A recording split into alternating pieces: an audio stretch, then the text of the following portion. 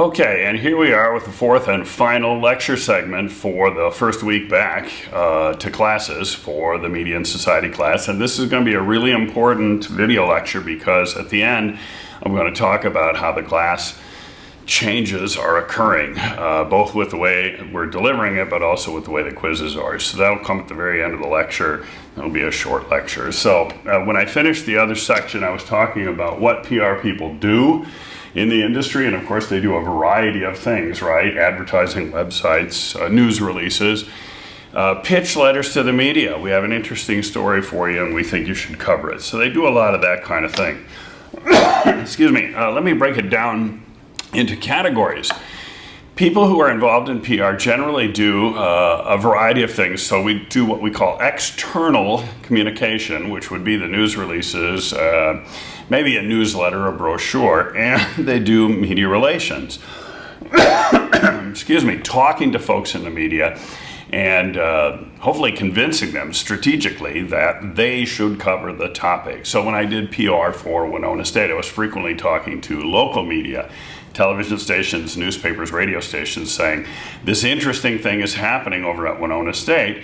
I think your audience would be interested in it. Maybe you should do a story about it.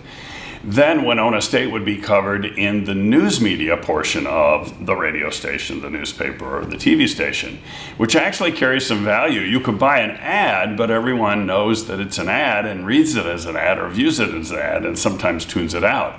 But if you can get your company or organization mentioned in the news part, the editorial part of content in the media, it carries more weight. So media relations is a strong part of PR. Also, PR people will do basically in one of three categories for their work. They'll either work in organizational PR, like for a company or a nonprofit or something. They may work in corporate PR. They may work in agency PR.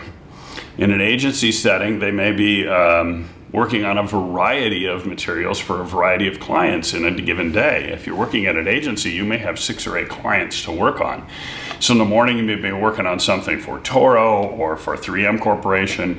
In the middle of the day, you might switch gears and work on something for Pearson Chocolate Company or something. And then in the afternoon, you may be doing some pro bono work for a local nonprofit. And the third main area in which a lot of PR people work would be in a nonprofit organization. Now, generally those positions don't get paid quite as much, at least in cash, but the extrinsic value of it is I'm doing something important for something I believe in. Let's say if you work for the American Cancer Society or Children's Hospital, a nonprofit organization, something like that. All right, so then the last main thing that I want to talk to you about is the effective PR program formula. And this is in probably every PR textbook that you will see. So if you're considering a future career in integrated marketing, communication, advertising, or PR, this will be important for you. And of course, we love acronyms in the business. So it is a 4-letter acronym, and it starts with the letter R, which stands for research. Every good PR program starts with research. What is it that our target audience already knows, and what is it that we would like them to know? So what do we need to know? Generally, there's surveys there or focus group research done up front. And then the second part is called ACT, or the letter A, which I think is not necessarily the most comfortable letter because you're not actually acting yet. You're planning, you're thinking about, you're organizing, you're strategizing. What are my tactics going to be? And am I going to do this first and roll it out to the media, and then second, and then third? But the acronym works better with the letter A. The third one is communicate. Well, this is the act of getting the information out to the actual media locations. So this would be sending out the news releases or emails or posting stuff in social media. Excuse me. And then the fourth one is evaluate, which is another layer of research. At the end of the PR program, you want to evaluate, did it work or not? If you made a brochure and distributed 5,000 of them, did more people buy the product than before you did the brochure? If the answer is no, maybe you don't do the brochure in the future. Or if you wanted to increase market share by 5% and you only increase market share by 2%, well, maybe we'll change our tactics in the future. So notice that there is research at the beginning and research again at the end.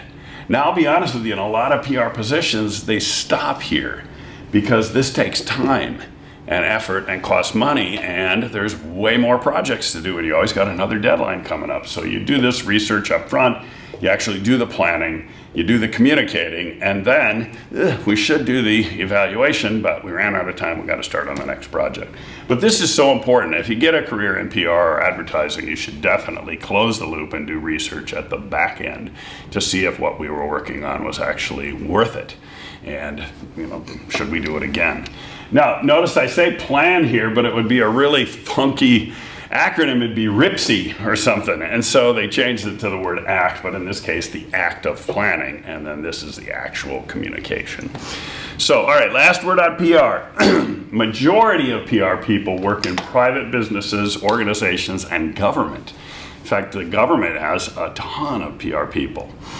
In fact, some will say that there are more PR people working in government positions than in corporate or nonprofit.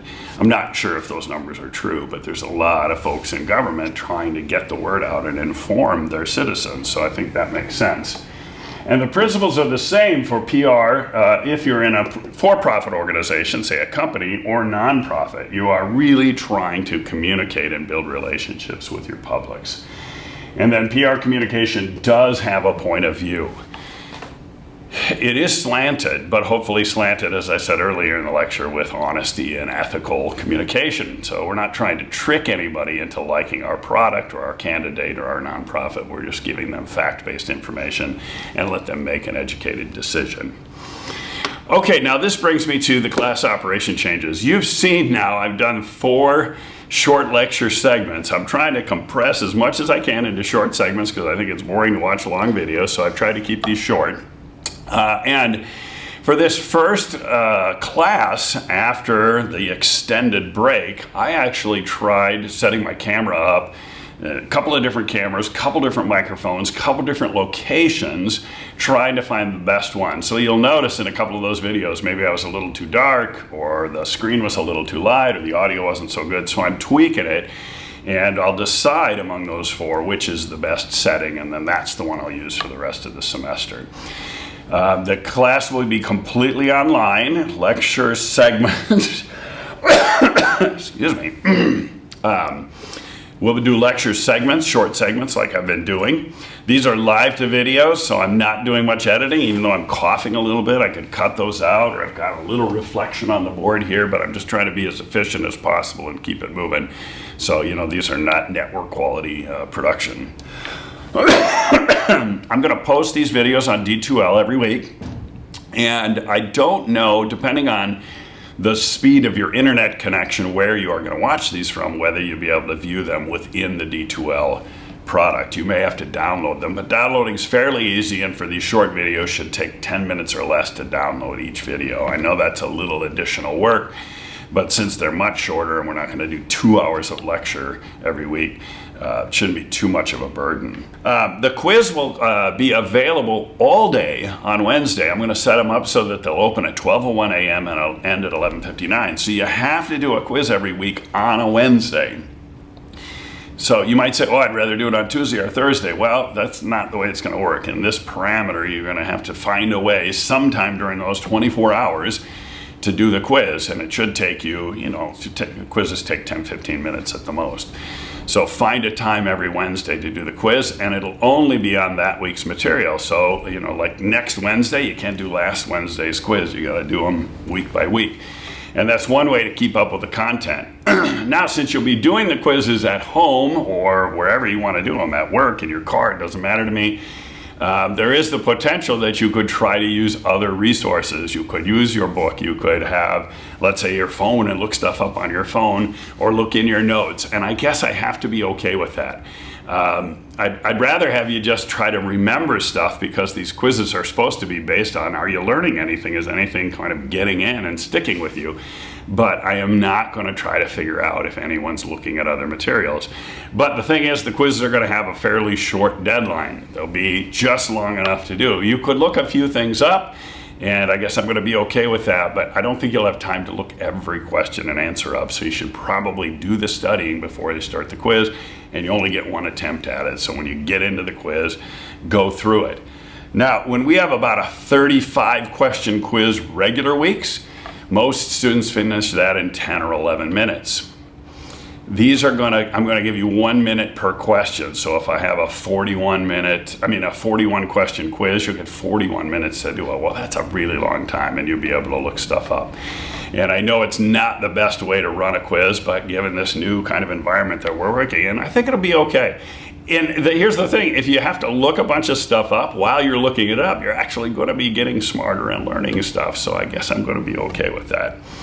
So quizzes are going to be open on Wednesdays all day. They're week by week quizzes. There will be no password, so you just got to log in, but you do need to do lockdown browser the way we normally did through D2L to do the quiz. And there's no postponement, so you got to find a way to get to it sometime during the day on that Wednesday. Okay, if you run into any problems with this, be sure to email our TA. Jake Edwards is our teaching assistant for the class, and he will still be online and still serving students. And his address, as you already know, is mcom100@winona.edu. And if he has any questions or things that he can't solve for you, then he'll forward them on to me. Okay, be sure you watch the film, Public Relations. It's 28 minutes long. I've posted it on D2L. You'll be able to download it. I had to compress it a lot, so it'll be a faster download, and it'll be just a little poorer quality. You'll see some little pixelization, but you still should be able to view it just fine and hear it just fine. And then next Wednesday, go for the quiz. So there may be other things that'll come up about how we're going to operate the class, because things are changing all the time, but this is kind of our new way of doing things, and let's hope it works out. And I'll adjust the schedule, and I'll put a new schedule online. Also, well, you'll see that. It's probably up there by now at the time you're watching this video. And we'll motor on through the class, and hopefully we'll all get through it together.